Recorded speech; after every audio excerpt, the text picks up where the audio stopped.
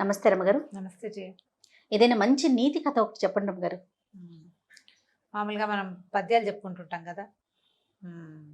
బలవంతుడ నాకేమని పలువురితో నిగ్రహించి పలుకుటమేలా బలవంతమైన సర్పము చలి చీమల చేత చిక్కి చావది సుమతి. బా పద్యం వచ్చేయా నీకు? మా బుడ్డది కదా పిల్లలు చిన్నపిల్లలు ఉంటే వాళ్ళకి స్కూళ్ళకి చెప్పి చెప్పి మనకు కూడా వచ్చేస్తాయి.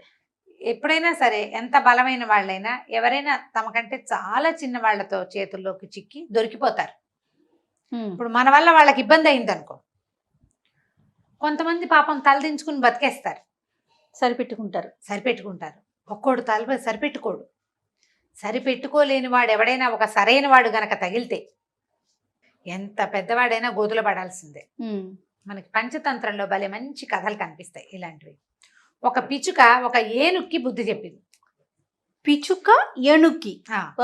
పిచ్చుక కనీసం ఎగిరినా ఏనుగు వినిపించుకోదు, అంత చిన్నది. అవును. చెటక కుంజర కథ, ఆ కథ పేరు. ఎంత ఇంట్రెస్టింగ్ గా ఉంటుందో, పిల్లలు చెప్పడానికి చాలా బాగుంటుంది, మంచి కథ. ఈ చెటక అని ఒక పిచ్చుకుండే, ఆ పిచ్చుకల జంట ఒక వెలగ చెట్టు మీద గూడు కట్టుకుని పిల్లల్ని పెట్టుకున్నాయి. అయితే వెలగ చెట్టు మీద పళ్ళు లేవు, పూత లేదు, ఏమీ లేదు. ఓ ఏనుగు ఆ దారే పోతూ ఆ వెలగ చెట్టుకి వీపు రాసుకుంటూ ఉండేది. మామూలుగా ఏనుగులు వీపురు రాసుకుంటాయి, ఒడ్డు దురద పుడుతుంది కదా, చెట్టుకు వేసి చర్మాన్ని ఇలా ఇలా ఇలా ఇలా రుద్దుకుంటాయి. ఏనుగులు చేస్తాయిట, ఒంటెలు చేస్తాయిట.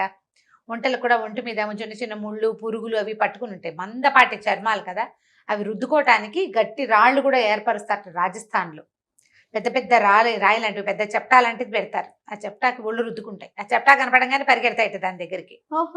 ఏనుగులు పెద్ద పెద్ద చెట్లకి రాసుకుంటాయి. అయితే ఈ వెలగ చెట్టుకి రాసుకుంటుంది. ఏమి ఊరికే వాటికి ఒక తోచదనమాట. పైన ఎక్కడ ఆకు లేదు, పూత పిండ లేనప్పుడు పైకి తొండం చాచి ఒక కొమ్మని పళక్కమని విరిచింది. ఆ కొమ్మ మీదే ఈ చెటక తాలూకు గూడు ఉన్నాయి. ఎత్తు మీద నుంచి పడేసరికల్లా ఏనుక్కాలక్కర్ల పిచ్చికి గూడుకి ఎంత కావాలి, ఇంత పిచ్చికి గూడు, ఇంటి బుజ్జి బుజ్జి గుడ్లు ఉంటాయి. ఈ పిచ్చిక చూస్తూ ఉండగానే ఆ ఏనుగు కాస్త ఆ చెట్టు కొమ్మని విరిచేసింది, పడిపోయింది. దాని కాలు పడలేదు కానీ దాని అదురుకి ఆ గుడ్లు కాస్త పగిలిపోయినాయి. చెటక ఏడుస్తూ నుంచుంది. అయ్యో నా గుడ్లే ఇంకా 4 రోజుల్లో పొదిగి పిల్లలు కాబోతున్నాయి అని చాలా దుఃఖించింది. మొగుడిని తిట్టి పోట్లాడింది. మొగ చెటకని తిట్టింది అనమాట. తిట్టి నీకేం బుద్ధి లేదా, నీకు ఇది లేదా అది లేదా, మరి ఏనుగు ఇలా వచ్చి చేస్తుంటే దానికి బుద్ధి చెప్పవా, నీ పిల్లల్ని ఎవరన్నా చంపేస్తుంటే తండ్రివి నువ్వు ఇలా బాధ్యత లేకుండా ఉంటావా అంది. ఏనుగునేం చేస్తామే మనము అన్నాడు. అయినా సరే దుఃఖం తీరలా, ఏడుచుకుంటూనే ఉంది. అయితే ఒక ఈగ వచ్చిందట, వీణారవ దాని పేరు. ఉయ్ అంటుంది ఈగ, తెలిసిందే కదా మనకి, జోరీగలు అంటారు. గుయ్యో అని శబ్దం వస్తుంది. అది వచ్చి ఏమి చెటక ఏడుస్తున్నావు, ఏమైందే, ఎందుకే అని అడిగింది. అడిగేసరికల్లా చెటకంది బండ ఏనుగు, దొంగ ఏనుగు, దాని దుంపదేగా అది వచ్చి నా గూడుని పడగొట్టింది. ఒట్టి పుణ్యానికి అక్క, పైన ఏమీ లేవు, నీకు ఏదో చెట్టు కాయ ఉంది, పిందుంది, లాగి ఏనుగు తినాలనుకుంటుంది. ఎండుకట్టెలాగా ఉన్న ఆ చెట్టు మీద నేను కార్నర్లో చిన్న గూడు పెట్టుకుంటే నా గూడు పోన్లే పిచ్చి గూడు ఉంది ఎందుకు అనుకోవద్దా పెద్దది, తోచగా లాగేసింది. నా గుడ్లు ఇంకో 4 రోజుల్లో పిల్లలు అవ్వాల్సిన నా పిల్లలు సర్వనాశనం అయిపోయింది అని ఏడ్చింది. ఎక్కడికి వెళ్ళినా ఈ ఏనుగుల బెడత తట్టుకోలేకపోతున్నాం, ఈ ఏనుగుకి మరీ గీరా అన్నది. అనేసరికల్లా ఈ వీణారావు ఏం చేసింది, తన ఫ్రెండ్ ఇంకొక వడ్రంగి పిట్ట దగ్గరికి తీసుకెళ్ళింది. దాని పేరు గుర్తులేదు, దానికి కూడా ఇలాంటిది ఏదో ఒక పేరు ఉండాలి. ఆ వడ్రంగి పిట్ట దగ్గరికి తీసుకెళ్తే ఇది మాట్లాడుకున్నారు. చెప్పుకుంది, దుఃఖం ఏముంది చెప్పుకున్న కొందికి.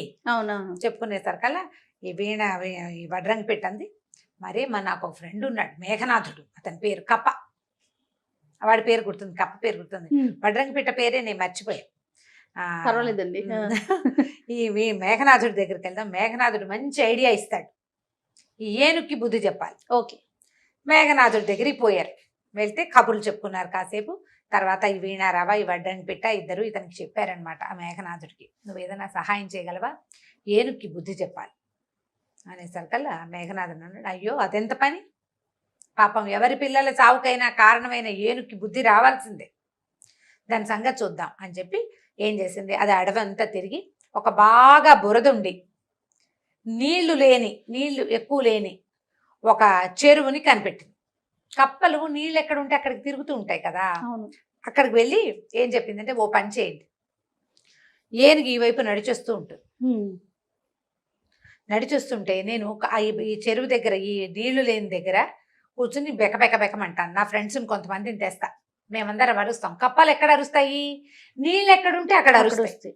నేను అరిస్తే నేను నీళ్లు ఉన్నాయి అనుకుని ఏనుగు వచ్చేస్తుంది. ఈ లోపల ఏం చెయ్యాలి? ఈ మొదట వీణారావ ఉంది కదా, వీణ లాంటి శబ్దం చేసేది, గుయ్యి అంటుంది. దాని పేరు కూడా అందుకే పెట్టారు, వీణ మోగినట్టు మోగుతూ ఉంటుంది అనమాట, గుయ్యి అంటుంది. అదే దాని శబ్దం. నువ్వేం చేస్తావంటే దాని చెవిలో సంగీతం పాడు వెళ్ళి, ఏనుగు చెవిలో. ఏనుగు తన్మయత్వంతో కళ్ళు మూసుకుంటుంది. కళ్ళు మూసుకోగానే వడ్రంగి పెట్టింది కదా, అది పరిగెత్తుకుంటూ వచ్చి ఏనుగుని కంటి మీద పొడిచేస్తుంది.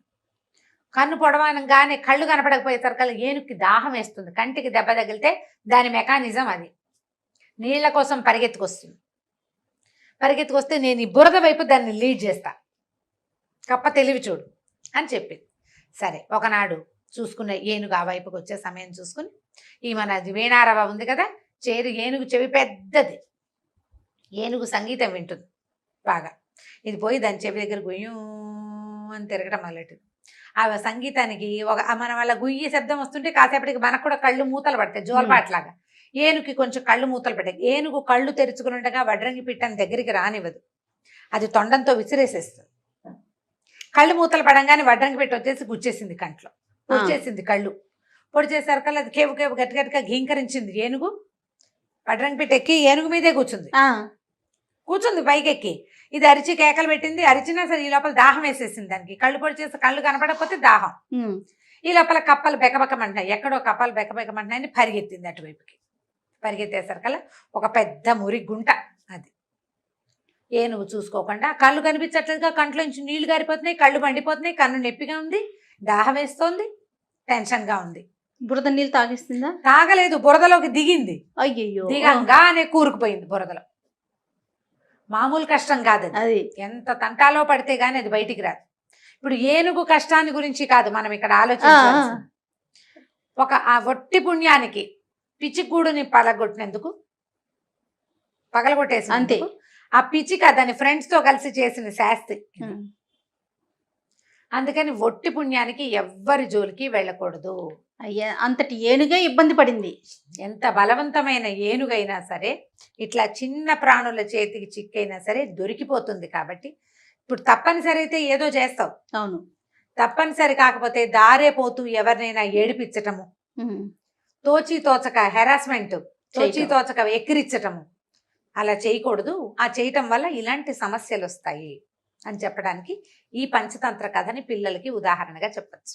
చాలా బాగుంది రమ్మగారు, క్యూట్ గా ఉంది. చక్కగా జంతువులు పిల్లలు ఇంట్రెస్ట్ గా వింటారు.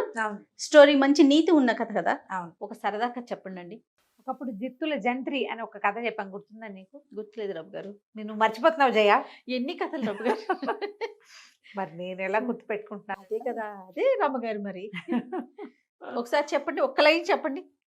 అది అదే జిత్తుల ఒకటి చాలా తెలివైన వాడు, రాజుగారు ఆయన వాడి దగ్గరికి వెళ్తాడు. నువ్వు ఇంత తెలివిగా ఎలా ఉంటుంటే జిత్తుల జంత్రి అని ఒకటి ఉందండి, అది తీసుకొస్తాను, మీ గుర్రం మీ బట్టలు నాకు ఇవ్వండి అని తీసుకెళ్తాడు. గుర్రము బట్టలు తీసుకుని వెళ్ళిపోతాడు. చూసావా?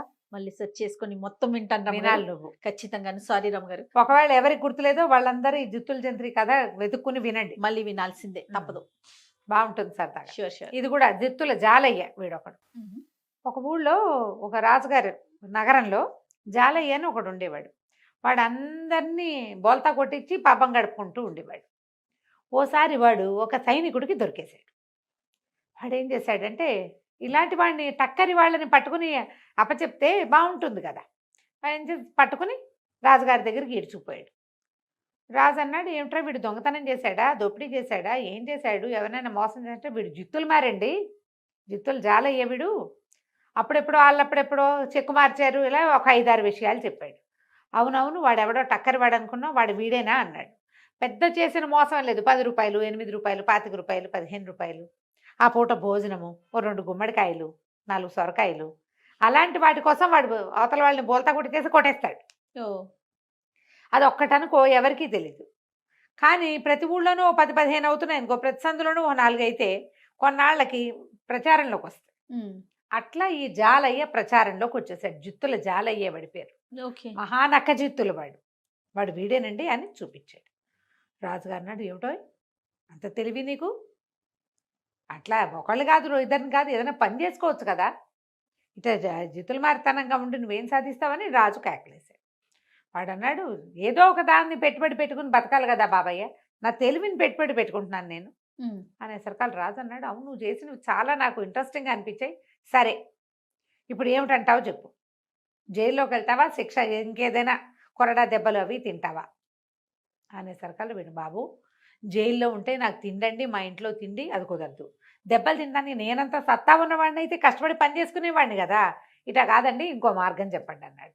రాజు అన్నాడు, సరే నీ తెలివితేటలు పరీక్షిస్తా, నీకు ఒట్టి నక్కజిత్తులేనా, అందులో నిజంగా తెలివి ఉందా చూస్తాను. 3 పరీక్షలు పెడతా. 3 పరీక్షల్లో నువ్వు పాస్ అయితే నీకు ఏదైనా ఒక సందో రోడ్డో రాసిస్తా, అక్కడ సంపాదించుకుని బతుకుదు. కానీ ఈ జిత్తులు మాత్రం నువ్వు మానేయాలి అంటే వాడు ఒప్పుకున్నాడు. ఒప్పుకుంటే ఈయన ఏం చేశాడు, ఆ జాలైన వెంబడి పెట్టుకుని మేడ మీదకి తీసుకుపోయాడు. దూరంగా ఒక రైతు పొలం దున్నుతుంటే నేను అన్నాడు, ఆ రైతు, నేను రోజు సాయంకాలం పూట 3 గంటల వేళ నిద్ర వస్తుందని పడుకోకుండా ఇక్కడ వచ్చి నుంచుంటా. వీడు రోజు దున్నుతో కనపడుతున్నాడు, చూస్తూ ఉంటా నేను. ఆ పొలం వాడిది.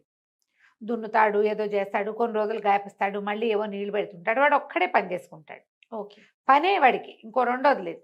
నువ్వు వాడికి తెలియకుండా వాడిని మోసం చేసి వాడి ఎద్దులు 2 కొట్టేయాలి. నువ్వు దొంగతనం జరిగినట్టు వాడికి అర్థం కాకూడదు, నువ్వేం చేస్తావో చేయమన్నాడు. అనేసరికి సరేనని ఒప్పుకున్నాడు. వెళ్ళాడు. వెళ్తే అసలు ఆ రైతు తలకాయ తిప్పడు, ఎవరికేసి చూడ్డు, మాట్లాడు, నవ్వడు. పని తెప్పిస్తే రెండోది చేయడు. వీడేం చేశాడు, జాలయ్యకి మంచి కంటెంట్, భలే స్వీట్గా పాడేవాడు. అయితే ఏమైంది, ఆ పక్క పొలంలో చెట్ల చాటును కూర్చుని సన్నగా పాడడం మొదలుపెట్టాడు. ఈ పని చేసే వాళ్ళకి ఓ చిన్న పాట అవి వినపడితే ఆసక్తికరంగా ఉంటుంది. ఆయన నిశ్శబ్దంగా ఉన్నాడు కదా, పాట మధురంగా వినపడుతుంటే కాస్త తాదాత్మ్యం వచ్చింది అందులోకి. పరవశించిపోయాడు ఆయన, ఎంత బాగా పాడుతున్నారు అని చెప్పి. అది దాని మీద ఉన్నాయి కదా, ఈ మన తవ్వే దాని మీద ఏమంటారు దాన్ని, నాగల మీద ఉన్నాయి గొడ్లు, ఎడ్లు, వాటిని వదిలిపెట్టి ఆ పాట వస్తున్న వైపుకి వెళ్ళాడు. ఎవరో ఉన్నారు, మనిషి ఎవరో చూద్దాము అని చెప్పి అటు వెళ్ళేసరికల్లా వీడేం చేశాడు, చెక్కమని ఇటు వచ్చేసాడు. అతను ఆ చెట్ల పొదల్లోకి వెళ్ళాడు. వీడి రాగానే వీడి దగ్గర ఓ చిన్న ఇంత రంపం లాంటిది ఉంది. గబగబా ఈ ఎడ్ల దగ్గర నిలబడి కొమ్ములు కోసేసాడు ఎడ్లవి, తోక కూడా కత్తిరించేశాడు. ఆ కొమ్ముకు వస్తే నొప్పి రాదు వాటికి, తోక కత్తిరించినా కూడా ఏదో మూలుగుతాయి కానీ పెద్ద సౌండ్ రాదు. గబగబా వాటిని ఏం చేశాడు, నాగల నుంచి ఊడదీసేసాడు. ముందు నిలబడి ఉన్నాయి, కోసేశాడు కొమ్ములు. ఆ కొమ్ముల్ని పక్కగా ఒక చోట కాస్త బురదగా ఉన్న చోట పాతి పెట్టాడు. తోక కూడా కనపడేలాగా పెట్టాడు. ముందు కొమ్ములు కొంచెం దూరంగా తోక, అది ఎట్టా కనపడుతుందంటే ఒక ఎద్దు ఆ బురదలో దిగబడిపోయినట్టు కనపడేలాగా పెట్టేశాడు. పెట్టేసేసి ఈ 2 ఎడ్లని 2 చరుపులు తెచ్చి తోలేశాడు అడవిలోకి, పక్క పొలాల్లోకి తోలేసేసారు కదా. ఆల్రెడీ తోక కత్తిరించబడి ఉంది కదా, ఓకే, బాధగా ఉంది, బయటికి పారిపోయే ఛాన్స్ వచ్చింది, అవకాశాన్ని అవి కాస్త వెళ్ళిపోయింది. ఈ పాటగాడి కోసం అటు ఇటు తిరిగిన రైతు వచ్చే లోపల ఈ క్రియేట్ చేసేసి మళ్ళీ ఇంకో పక్కకి వెళ్ళి నుంచున్నాడు. ఈ రైతు వచ్చాడు దగ్గరికి, చూస్తే ఏముంది, నాగలేమో ఊడదీసింది, ఎడ్లేమో లేవు. అయ్యో ఊడదీసుకుని పోయినాయా, ఏ పక్కకు పోయినాయని అటు ఇటు చూస్తే పక్కన బురద గుంటలాగా ఉంది. ముందున్నదే వాళ్ళకి తెలుసు. మామూలుగా ఎడ్లు అవి వట్టల్లోకి దిగవు, చక్కగా సాఫీగా నడిచొస్తాయి. అవును. తను ఆశ్చర్యపోయి వెతుక్కుంటుంటే మన ఈ జుత్తులు జాలయ్య ఉన్నాడు కదా, వాడు అప్పుడే వస్తున్నట్టుగా మొహం పెట్టి, ఏంటన్నా వెతుకుతున్నావు అన్నాడు. నా గొడ్లు కనపడలేదు తమ్ముడు, ఇందాక ఇక్కడే ఉండాలి, 2 ఎడ్లు పొలం దున్నుతూ ఉన్నాను, ఎటుపోయినాయో ఏమిటో అంటే ఇతను అన్నాడు, అదేంటి భూమిలోంచి వచ్చినట్టు కనపడుతున్నాయి, దిగబడిపోయినాయేమో చూడు అన్నాడు. వీడు పోయి కొమ్ములు పుచ్చుకుని లాగేసరికి కొమ్ములు ఊడి చేతిలోకి వచ్చాయి. పైన పాతి పెట్టినవి రావు, తోక పుచ్చుకుంటే తోక వచ్చేసింది. నేను నిర్ఘాంతపోయి, అయ్యో లోపల కూరుకుపోయి కొమ్ములు ఊడిపోయినాయి నా ఎడ్లకి, ఇంకేం చేస్తాను, నా పొలం పని అంతా పాడైపోయిందని ఆ రైతు వెళ్ళిపోయాడు. దొంగతనం జరిగిందేమోనన్న ఊహ కూడా రాలా అతనికి. బురదలో దిగడిపోయినాయి అంతే అనుకున్నాడు పాపం. ఇంకేం చేస్తాడు, వెళ్ళిపోయాడు. ఆ మేడ మీద నిలబడి రాజుగారు ఇదంతా చూస్తూనే ఉన్నాడు. ఓరి వీడి తెలివి, వీడి దుంపదేగా అనుకుని, మన వల్ల కదా ఈ పరీక్ష అయ్యింది, అరే రైతుకి ఒక జత ఎడ్లు తోలండిరా అని చెప్పి ఓ జత ఎడ్లను తోలిచ్చాడు. కొన్నాళ్ళకి వాడి ఎడ్లు వాడికి దొరుకుతాయి. ఈ లోపల రాజుగారి వల్ల వాడు నష్టపోకూడదు కదా. సరే ఏం చేశాడు, బాగానే ఉంది. మళ్ళీ రాజుగారి దగ్గరికి వచ్చాడు. సరే రాజుగారు అన్నారు, భలే గెలిచావు, చాలా తెలివి నీకు. సరే, మనకి పంచకళ్యాణి గుర్రం ఒకటి ఉంది, అశ్వశాలలోకి వెళ్ళి దొంగతనం జరిగిందని అర్థం కాకుండా గుర్రాన్ని తీసుకురావాలి నువ్వు. ఓకే. అంటే తెస్తానండి అన్నాడు. ఈ ఫస్ట్ టైం చూసిన వ్యవహారం మీద రాజుగారికి పుట్టాడు అనుమానంగా ఉంది, అమ్మో వీడు సాధించేస్తాడు. అక్కడి అశ్వశాలలో వీళ్ళు ఉంటారు గుర్రం కాపలా వాళ్ళు, ఒరే ఇవాళ రాత్రి మన గుర్రం దొంగతనం చేయబడే అవకాశం ఉంది, మెలకుగా ఉండండి, గుర్రం జాగ్రత్త అని చెప్పాడు. వీడేం చేశాడు, అటు తిరిగి ఇటు తిరిగి ఒక సైనికాధికారి గారి ఇంట్లో చొరబడి, ఆయనకి వాళ్ళకి బట్టలు ఉంటాయి కదా సైనికాధికారి గారు, ఆ బట్టలు సంగ్రహించుకుని రాత్రి బాగా 1-2 వేళ ఓ సంచి భుజాన్ని వేసుకుని సైనికాధికారి బట్టలతోటి వెళ్ళాడు. వీడు వెళ్ళేసరికి ఆయన నడిచొస్తున్నాడు, ఈ వేషంలో ఉండి నడిచొస్తున్నాడు.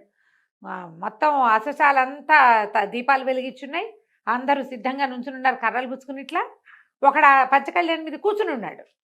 ఈ గుర్రాన్ని ఎటా కొట్టేయటం, అక్కడి నుంచి సైనికాధికారి బట్టలు రాత్రిపూట మొహాలు ఏం కనబడతాయి, శిరస్త్రాణాలు ఉంటాయి.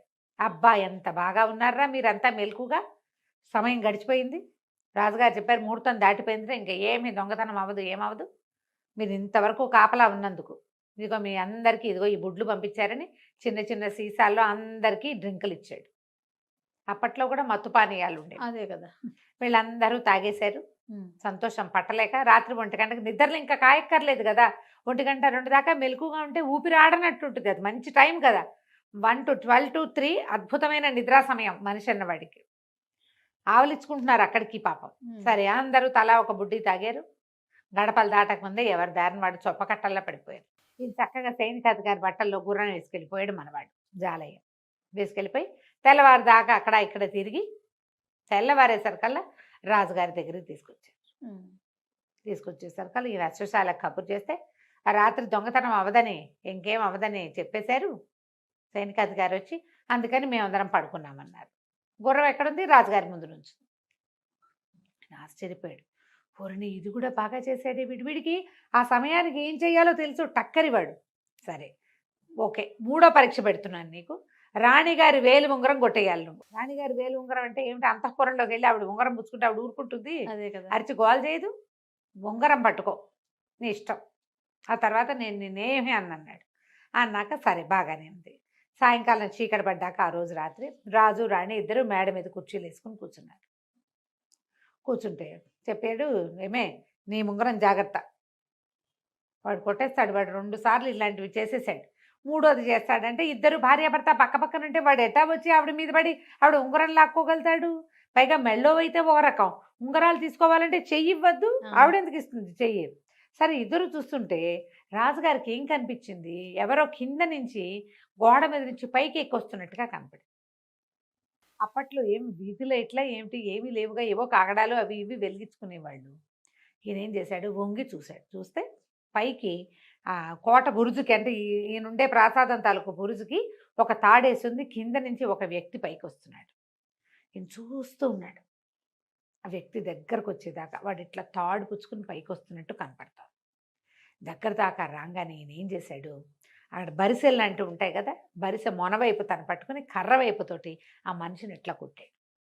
పై మేడ మీద 4వ అంతస్తు మీద నుంచి పడితే ఉంటాడు ఎవడైనా, పడిపోయాడు వాడు. ఆ పడిపోయాడు, ఏదో కెవ్వమన్న కేక దబ్బమన్న మోత వినపడ్డాయి. ఇంకేముంది, జాలయ్య పడిపోయాడు, వాడు ఇప్పట్లో లేచురాడు. సైనికులు ఎవరో చూసుకుంటారు వాడి సంగతి, వాడేం సచ్చేంబడు, కాళ్ళు చేతులు విరిగిపోయి ఉంటాయి. అక్కడి నుంచి నేను అన్నాడు, ఏం పర్వాలేదు వెళ్ళి పడుకుందాం పదన్నాడు. రాజుగారు రాణిగారు వెళ్ళిపోయారు లోపలికి. ఆయన గది వేరు, ఆవిడ గది వేరు. ఆవిడ గదిలో ఆవిడ పడుకుని హంసతులిక తల్పం మీద, ఆయన పోయి తన గదిలో పడుకున్నాడు. పడుకున్నాక ఏమైంది, ఇంతకీ అక్కడ ఏం జరిగింది, తాడు పుచ్చుకుని పైకి వస్తున్నారు కదా, జాలయ్య రాల.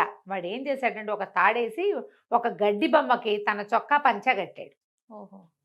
ఆ గడ్డి బొమ్మను ఆ తాడుకి కరిపించి కింద నుంచి లాగుతుంటే దూరం నుంచి చూసే వాళ్ళకి ఏం కనబడుతుంది, పైకి వెళ్తున్నట్టు అనిపిస్తుంది. ఆ గడ్డి బొమ్మ కింద పడంగానే వీడు కెవ్వమన్నాడు, మోత ఎట్లాగూ అయింది.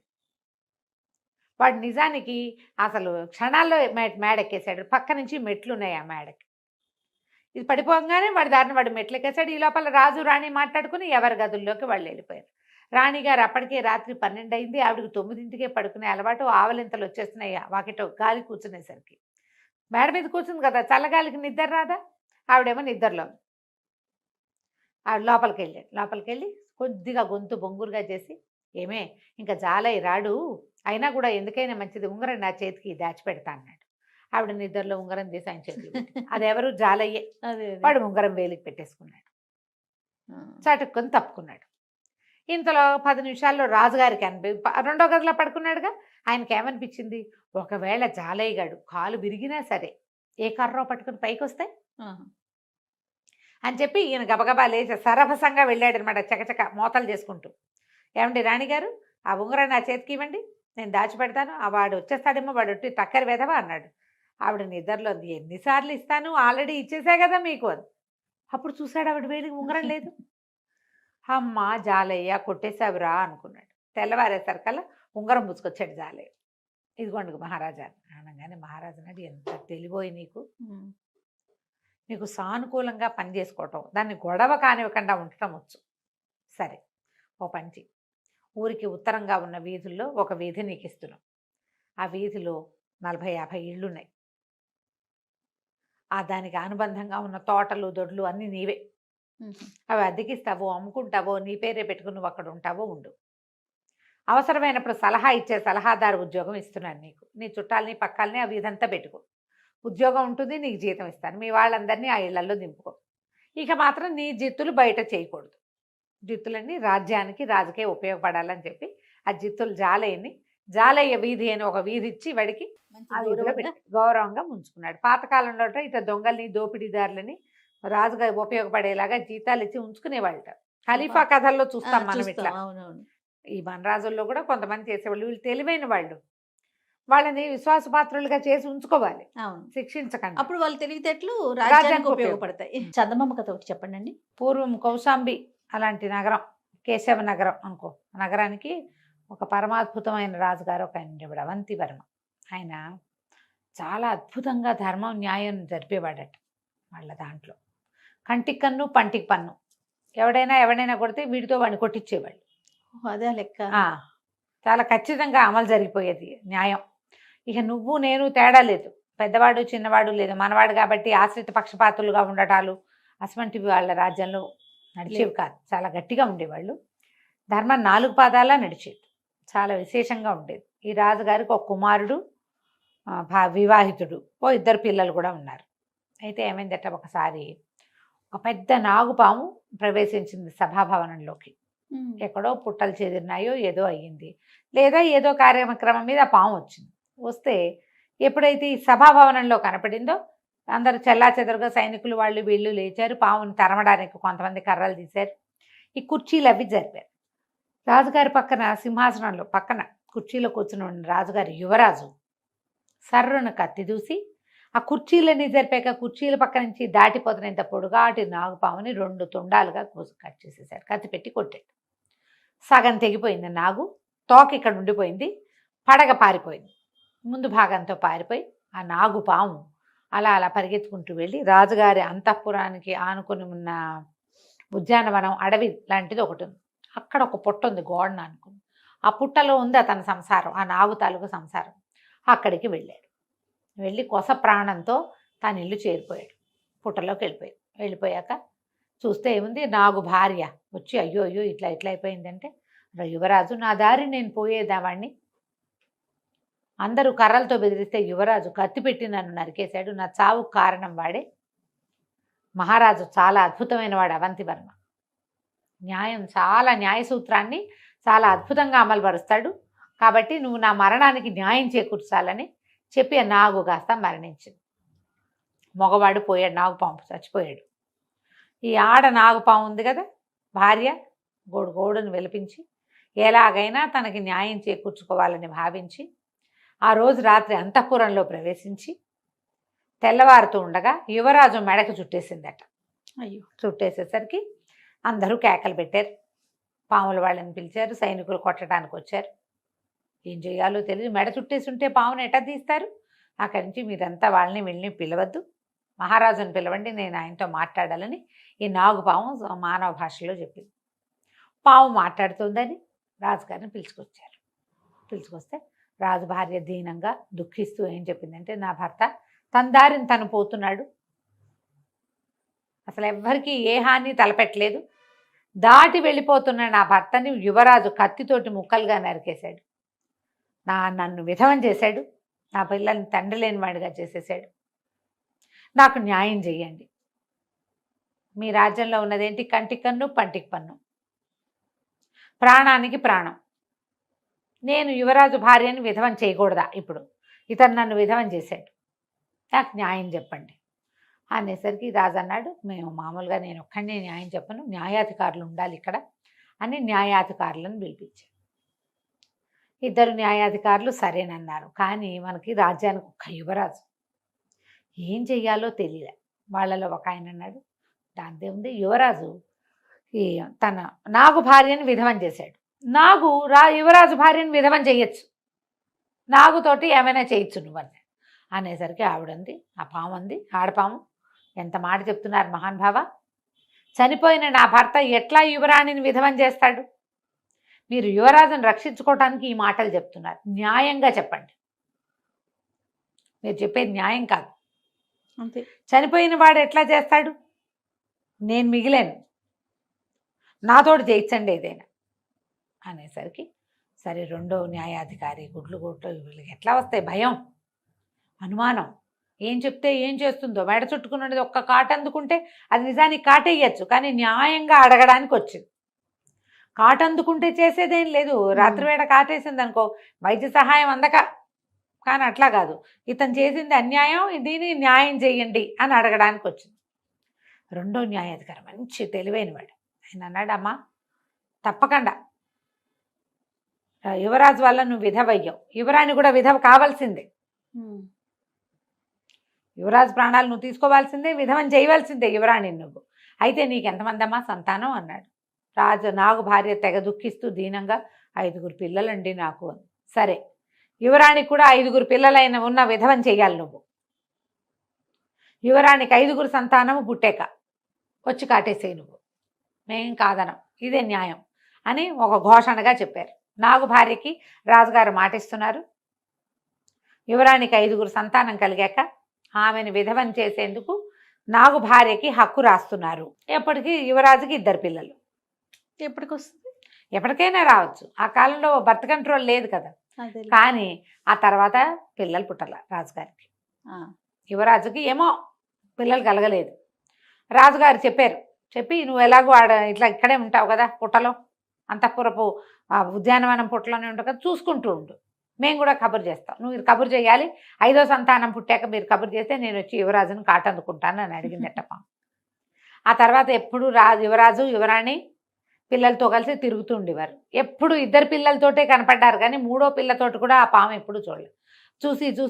చూసి తన పగ తీరకుండానే పాము ఎప్పుడో వెళ్ళిపోయింది. న్యాయ సూత్రం ఇట్లా అమలు చేశారు. 5 పిల్లల విధవ ఇది. మరి 2 పిల్లల విధవేట పనికొస్తుంది, 5 పిల్లల విధవే అవ్వాలి కదా. యువరాణి మనుషుల తెలివితేటలు చూపించారు, మనుషుల తెలివితేటలు. అంతే కదా రమ్మగారు? అంతే. రమ్మగారు ఏదైనా మంచి చందమామ కథ చెప్తారా? పూర్వమట సింధు దేశంలో సుందరుడని ఒక కుర్రాడు ఉండేవాడు. వాడు ఏదో చిన్న పని చేసుకునేవాడు. అమ్మ నాన్న ఉన్నారు, కానీ ఏదో చాలా సామాన్యమైన కుటుంబం. వాళ్ళు ఉన్న ఊళ్ళ నుంచి ఎగువ సముద్ర తీరం వైపుకు వచ్చి అక్కడ ఏదైనా పని దొరుకుతుందని అక్కడ ఉన్నాడనమాట. ఏదో దొరికేది చిన్నది. పొద్దుటి పూట పనులు ఉండేవి. సాయంకాలం వాడు ఏం చేసేవాడు, రోజు ఆ సముద్ర తీరం, మనం బీచ్కి కొత్త వాళ్ళం అయితే భలే సరదాగా ఉంటుంది, రోజు సముద్రపు తీరంలో అలా వ్యాహ్యాళికి తిరుగుతూ ఉండేవాడు. తిరుగుతుంటే ఒకనాడు సాయంకాలము వాడు వెళ్తూ ఉంటే వాడికి ఎట్లా కనపడింది, ఈ సముద్రాలకు అలలు వచ్చి అలలతో పాటు వస్తువులన్నీ అవి శంఖాలు చేపలు గీపలు వస్తాయి, కొట్టుకొస్తాయి, మళ్ళీ వెనక్కి వెళ్ళిపోతుంది. గవ్వలు వస్తాయి, ఎన్ని పీతలు గీతలు కూడా వస్తుంటాయి నీళ్ళలో. అయితే అలా వచ్చిన ఒక చేప అక్కడ ఉండిపోయింది. అది ఎట్లా అయింది, అక్కడ ఎవరో పిల్లలో లేకపోతే పెద్దవాళ్ళేనో ఇంత గుంటలాంటివి తవ్వారు. గుంటలు తవ్వితే కాసేపటికి ఇసుక వచ్చి పూడిపోతాయి. ఇది ఏకంగా ఒక మడుగులాగా అయ్యింది, పెద్ద గుయ్యి. ఒక చేప ఈ అలతో పాటు కొట్టుకొచ్చి ఆ మడుగులో కొట్టుకుంటుంది. అది ఎంత ఎగిరినా మడుగులోంచి పైకి రాలేకపోతుంది. బంగారపు రంగు చేప ఎంత చక్కగా ఉందో. వీడేం చేశాడు సుందరుడు, దాని దగ్గరికి వెళ్ళి అది అలతో పాటు పైకి ఎక్కటానికి ట్రై చేస్తోందని అర్థమే. పాపం సముద్రంలోకి పోవాలనుకుంటోంది.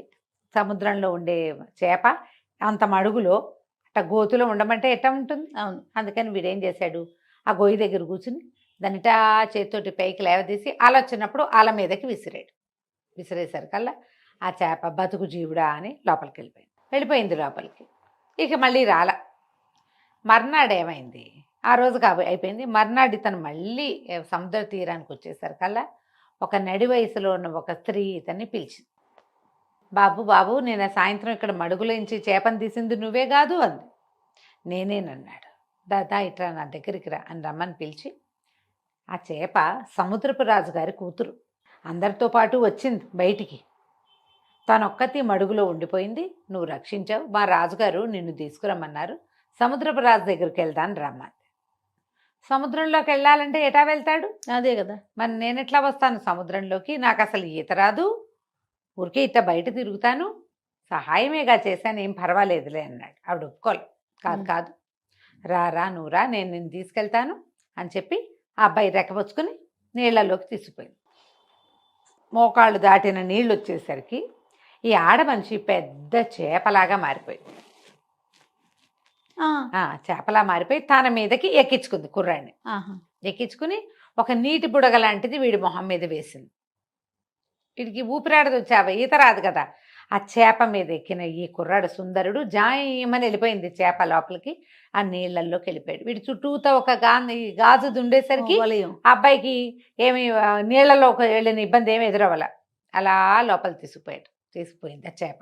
తీసుకెళ్ళాక ఓ చోట దింపింది. అది చక్కగా పెద్ద తోటలాగా పెద్ద పెద్ద భవనాల్లాగా ఉన్నాయి నీళ్ళ లోపల.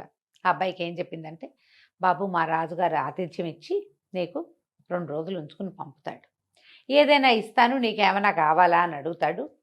నువ్వు మనిషివి కదా, నీకు చెవి ఉపయోగపడుతుంది, మంత్రపు చెవి ఇవ్వండి, నాకు ఇంకేమీ వద్దని చెప్పు. మంత్రపు చెవి ఇస్తాడు, అది తెచ్చుకో, అది నీకు ఉపయోగపడుతుంది. రాజుగారు అమ్మాయిని చిన్నప్పటి నుంచి నేనే పెంచాను, నీ వల్ల బతికి బట్టగట్టింది, నేను నీకు సహాయం చేయదలుచుకున్నాను, ఇంతే చేయగలను, ఏదో ముత్యాలో రత్నాలో వజ్రాలో అడగద్దు, మంత్రపు చెవి అడుగు అంతే అని చెప్పి. సరే ఒప్పుకున్నాడు. రాజుగారి దగ్గరికి తీసుకుపోయింది. ఆయన పరమానంద భరితుడైపోయి ఈ అబ్బాయికి బోళ్ళని చేపలతో వాటితో వీటితో సేవలు చేయించి 4 రోజులు చక్కగా ఉంచుకుని బాగా ఆతిథ్యం ఇచ్చి ఎన్నో రకాల సముద్రపు భోజనాలు పెట్టివిచ్చి అటు తిప్పి ఉంచుకున్నాడు. 4 రోజుల తర్వాత ఈ అబ్బాయిని ఇంకా వెళ్ళొస్తానండి అన్నాడు. సముద్రపు రాజు అన్నాడు, అబ్బాయి నా చాలా సంతోషం కలిగించావు, మా పిల్లని రక్షించావు, 4 రోజులు వచ్చి ఆతిథ్యం స్వీకరించావు, నీకేం కావాలో చెప్పు అనగానే కుర్రాడు అన్నాడు, మంత్రపు చెవి అని ఒకటి ఉంటుందట కదండి, అది ఇప్పించండి నాకు అన్నాడు. ఈయన తెల్లబోయాడు. మంత్రపు చెవి ఎక్కడుంది మన దగ్గర అని బాగా ఆలోచించి, బాబు మా దగ్గర ఒకే ఒకటి ఉంది, పాతాళంలో సముద్రంలో ఉంది, కానీ ఒక్కటే ఉంది, నీకు ఇస్తా, 1 ఏడాది తర్వాత ఇది మళ్ళీ నా దగ్గరకు వచ్చేస్తుంది, సంవత్సరం పాటే నీకు ఇవ్వగలను, మా దగ్గర ఉండాలి అది, ఓ ఏడాది, మీకు 1 ఏడాది అంటే మాకంత ఏడాది పట్టదు, ఇంకా చిన్నది పడుతుంది, మీ ఏడాది మీకు సరిపడా సంవత్సరం కాలం మాత్రం నేను నీకు ఇవ్వగలుగుతాను దాన్ని అంటే ఒప్పుకున్నాడు. అది ఇంత బుల్లి శంఖంలాగా ఉంది. ఆ మంత్రపు చెవి షేపులో ఉంది, శంఖం వల్లే ఉంది అంతది. దాన్ని ఎత్తి ఇత చెవిలో పెట్టుకుంటే అన్ని జీవుల సంభాషణలు అర్థమవుతాయి. ఓహో. ఆ మంత్రపు చెవి లక్షణం ఏంటంటే పిచ్చుకలు, పాములు, ఉడతలు, ఎలకలు, కుక్కలు, అన్నీను పిల్లులు అన్నిటి భాష అతనికి అర్థమవుతుంది, కొత్త భాష అర్థమవుతుంది, జంతువుల భాష అర్థమవుతుంది, సంవత్సరం పాటు దీన్ని ఎంజాయ్ చేయి నువ్వు అని చెప్పి ఆ మంత్రపు చెవిని చేతులు పెట్టాడు. ఇంకా ఏవో తినుబండారాలు కాస్త మెళ్ళో వేసుకుని 2 ముత్యాల దండలు మెళ్ళో వేసి 2 ముత్యాల దండలు చేతులకేసి పంపించారు. మళ్ళీ ఈ మొదట వచ్చిందిగా ఆడచేప, ఆవిడే చేప రూపంలో వచ్చి ఈ కుర్రాన్ని తీసుకుపోయి జయమని బయటికి తీసుకెళ్ళి సముద్ర తీరంలో వదిలిపెట్టారు. వీడికి అమ్మా నాన్న ఎవరు లేరు కదా, ఆ ఊళ్ళో ఎక్కడో ఉన్నారు వాళ్ళు. సరే వీడు మళ్ళీ పని చేసుకోవటం మొదలుపెట్టాడు. అయితే వీడు పని దగ్గరికి వెళ్ళేటప్పుడు ఒక వాగుంది అక్కడ. వాగుని దాటడానికి ఒక బండ లాంటిది పెట్టారు. అదెంత వాగు, సుమారుగా ఒక 2 అడుగులు ఉందనుకో. మామూలుగా 1 అడుగు ఉంటే మనం ఏం చేస్తాం, దాటేస్తాం. అవును. కొంచెం చిన్నపిల్లలు, పెద్దవాళ్ళు, గర్భవతులు, ఆడవాళ్ళు దాటలేరు కదా. కొంతమంది ఏం చేస్తారు, కొంచెం కాలిపడుగు మగపిల్లలు అయితే చేయమని ఒక జంపు ఇక్కడి నుంచి అక్కడికి జంప్ చేస్తారు. అట్లా అంత జంప్ కంటే కొంచెం పెద్దది అది. విసురు లాంగ్ జంప్ చేస్తే దాటగలరు, పొరపాటున జారి పడితే బోధలో పడతారు. అందుకని దాని మీద ఒక రాయి లాంటిది వేసింది. కొంచెం నడిచి వెళ్ళటానికి పాదాలు తడుస్తాయి. నీళ్ళల్లోకే ఉంది, ఒక బండ ఉంది. ఆ బండ పక్కన మీరు ఏం చేశాడు, ఈ బోధ దగ్గర ఏదో అన్నం తెచ్చుకున్నాడు, అది తినడానికి ఒక పక్కన కూర్చున్నాడు. 2 పిచ్చుకలు తెగ కిచకిచకిచకిచకిచకిచకిచకిచు అంటాయి, మాట్లాడుకుంటున్నాయి. కిచకిచలాడుతుంటే ఏం మాట్లాడుకుంటున్నాయో విందామనిపించింది అబ్బాయికి. మన దగ్గర మంత్రపు చెవి ఉంది కదా, అదే కదా, వాడికి ఇట్లా రొంటిని పెట్టుకుని ఉన్నాడు. దాన్ని ఊడదీసి ఇట్లా చెవిలో పెట్టాడు. చెవిలో పెట్టుకుంటే ఆ పిచ్చుకలు ఏం మాట్లాడుతున్నాయి, ఆ బండ మీద పిచ్చి పెదవులు నడిచిపోతారు, బంగారపు బండ అని తెలియట్లేదే వీళ్ళు దుంపతేగా వీళ్ళకి, ఎన్నేళ్ళ నుంచో నడుస్తున్నారు దాని మీద నుంచి. అది బంగారపు పలక, ఆ బోధులో పడి ఉండి పైన అంతా పాచిపట్టి అది మట్టి దానిలాగా ఉంది, రాయల్లే కనపడుతుంది. ఆశ్చర్యపడిపోయి ఇది బంగారమా, ఆ చెవి తీసి జేబులో పెట్టుకున్నాడు. వెళ్ళి ఆ బోధ దగ్గర కూర్చుని దాన్ని పైన ఉన్న పాచి అంతా బాగా తోమేసి దాన్ని పైకి లేవతీశాడు. చూస్తే ఆ మాత్రం లావులో అంత పొడుగు, ఈ 2.5 అడుగుల క్రమంలో ఉన్న అటువంటి పెద్ద బంగారపు రేఖ అనమాట అది. అదే దిమ్మనుకో. ఆశ్చర్యపడి ఇంత బంగారమా, సరే అది తీసుకున్నాడు. తీసుకుని ఇంకేముంది, అందరూ ఆశ్చర్యపోయారు. ఈ అబ్బాయి ఏం చేశాడు, 2 తాటి కమ్మలు కట్ చేసి పట్టుకొచ్చి దాని మీద వేశాడు, నడవడానికి వీలు. ఈ దిమ్మ తీసేశాడు కదా తను. ఆ దిమ్మని తీసుకెళ్ళి సొన్నార్ దగ్గర పరీక్ష చేస్తే ఏముంది, ప్యూర్ గోల్డ్. ఏ కాలాన కొట్టుకొచ్చిందో అది ఆ బోధులోకి ఉండిపోయింది. ఆ రాయిగా దాన్ని వాడేసుకుంటున్నారు. చాలా సంతోషించాడు, జీవితం హాయిగా ఉంది. మరి ఎంత సంపాదించాడు మరి. అమ్మ నాన్న వాళ్ళకి వీళ్ళకి ఏవో కొంత పంపించాడు, పక్కనున్న దేవాలయానికి ఏదో కొంత బంగారం ఇచ్చాడు, కొంత బంగారాన్ని సొమ్ము చేసుకుని కులాసాగా ఉంటున్నాడు. అయితే ఏమైంది, రాజుగారింట్లో ఏదో ఒక హడావిడి నడుస్తోంది. ఆ ఊరు రాజుగారింట్లో కూతురికి అస్సలు ఒంట్లో బాగుండ. ఆ అమ్మాయి కోసం రోజు ఎవరో ఒక వైద్యులు వస్తున్నారు. ఇతను ఒక రచ్చబండ మీద కూర్చునేవాడు. ఆ వైద్యులు రాకపోక కనపడుతూ ఉండేది. ఎవరో ముసలి వాళ్ళు వీళ్ళు వస్తే వాళ్ళందరికీ ఏవో రొట్టెలు కొనిపెట్టి తినడానికి కొనిపెట్టి చేస్తూ రచ్చబండ దగ్గర కూర్చునేవాడు. రచ్చబండ పైన ఉన్న రావి చెట్టు మీద 2 కాకులు ఉన్నాయి. అవి తెగ కావు కావు కావు కావు కావు ఎంత అరుస్తాయో, ఎందుకు మాట్లాడుకుంటున్నాయో ఏం మాట్లాడుకుంటున్నాయో విందామనిపించింది. జనం ఉంటే అంత తట్టదు, ఒక్కళ్ళమే ఉన్నాం అనుకో అది కా కా కా అంటూనే ఉంటాయి. ఏమిటో దీనికి అగ్గోలా, అదేమిటో చూద్దామనిపిస్తుందా. జేబులోంచి ఆ మంత్రపు చెవి తీసి చెవులు పెట్టుకున్నాడు. పెట్టుకునేసరికల్లా ఆ కాకులు 2 మాట్లాడుకుంటున్నాయి. ఇంతమంది వైద్యులు వస్తారు, ఒక్కడికి తెలియట్లేదు. ఏ వైద్యం చేసినా పిల్ల ఏం బతుకుతుంది, పిల్ల బతకదు, ఆ పిల్ల చచ్చిపోవటమే ఎట్లాగూ అనేసరికల్లా ఇంకో 3వ కాకు వచ్చింది. అసలు దానికి చేసిన జబ్బేమిట్రా అన్న అసలు అని అడిగేసరికల్లా ఈ ముందు 2 కాకులు ఉన్నాయిగా, ఈ 2 కాకుల్లో ఓ కాకి చెప్పింది, ఆ రాజుగారు నిరుడు ఇల్లంతా నేయిచ్చారు, బిల్డింగ్ అంతా గడ్డి పెట్టారు, అందులో ఆ గడ్డిలో ఒక పాము చిక్కుకుపోయింది. అది ఆ ఇంటి మీద ఉంది, ఆ ఇంటి పైకప్పు మీద. ఆ కప్పు మీద గడ్డి వేయబడిన పార్టు యువరాణి యొక్క గదిలోకి ఉంది. ఆ పాము ఆహారం లేక కృషించిపోయింది.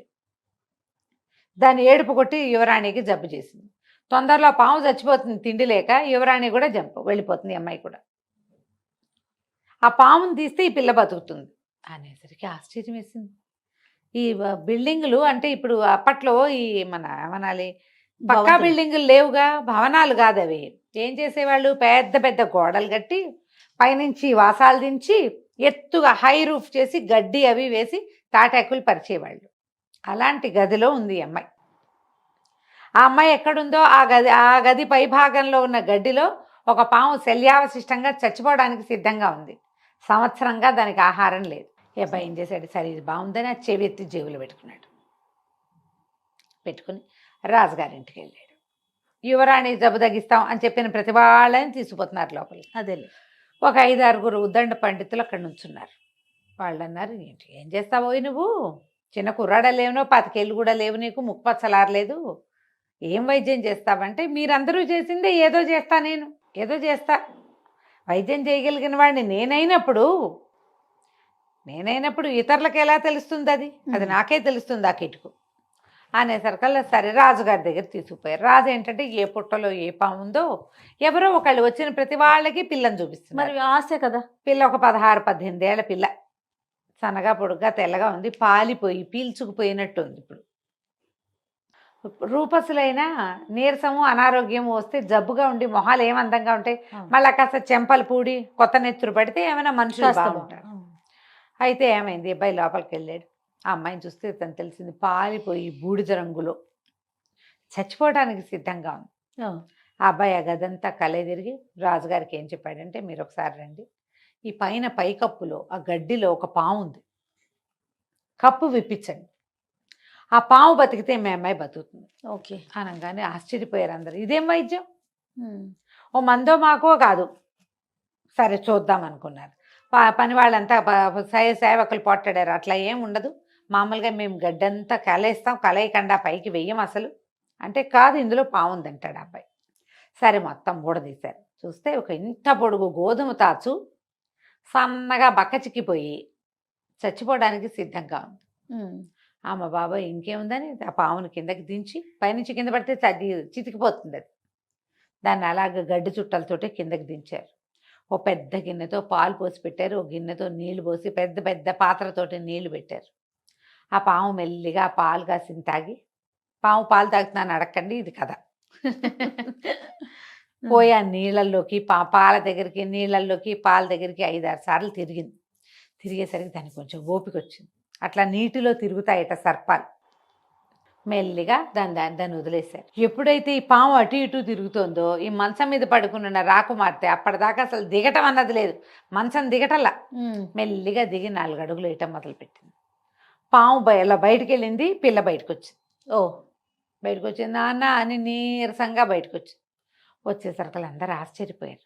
ఈ లోపల గబగబా వైద్యులు వచ్చేసి ఈ పిల్ల కొంచెం ఆ నీరసం తగ్గటానికి అవి ఇవి 2-3 లేహ్యాలు ఇచ్చి ఆహారం అదన్నీ చక్కగా సప్లై చేయించి ఒక 15 రోజుల్లో యువరాణిని లేవదీశారు. కోలుకుంది. ఆ అబ్బాయిని వీళ్ళ దగ్గరే ఉంచుకున్నారు. ఎవరో నువ్వు ఏం చేస్తావునైనా, నీ సంగతి ఏమిటి, సందర్భం ఏంటి కనుక్కున్నారు. కనుక్కుంటే ఇతను మెల్లిగా చెప్పాడు, నేను చేసిన సహాయం వల్ల నాకు ఒక అవకాశం లభించింది, ఆ అవకాశాన్ని ఇప్పుడు ఇక్కడ వాడే అమ్మాయికి.